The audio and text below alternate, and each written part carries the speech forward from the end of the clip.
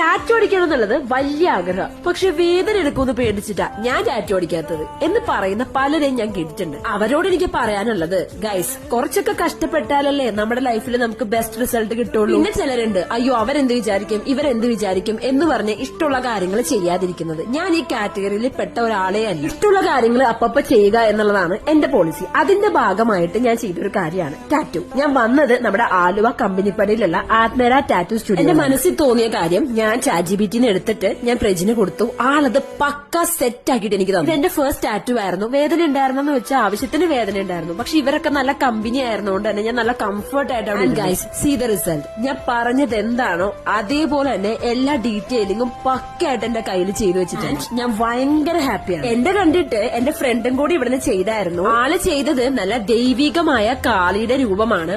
കൊടുത്ത പിക്ചർ എന്താണോ അത് അത്രയും ഇൻ ഡീറ്റെയിൽ പെർഫെക്റ്റ് ആയിട്ട് തന്നെ പ്രജിൻ ആളുടെ കയ്യിൽ ചെയ്ത് കൊടുത്തിട്ടുണ്ടായിരുന്നു. നമ്മൾ പറഞ്ഞിട്ടുണ്ടായ റെഡ് പൊട്ടൊക്കെ വേണമെന്ന് അത് അതേപോലെ തന്നെ ചെയ്തു. നിങ്ങൾക്കും ഇതേപോലെ ടാറ്റു അടിക്കണമെങ്കിൽ ഈ സ്പോട്ട് മിസ് ഔട്ട് ചെയ്യണ്ട. ഞാൻ വന്നത് നമ്മുടെ ആലുവ കമ്പനിപ്പടിയിലുള്ള ആത്മേര ടാറ്റു സ്റ്റുഡിയോയിലാണ്.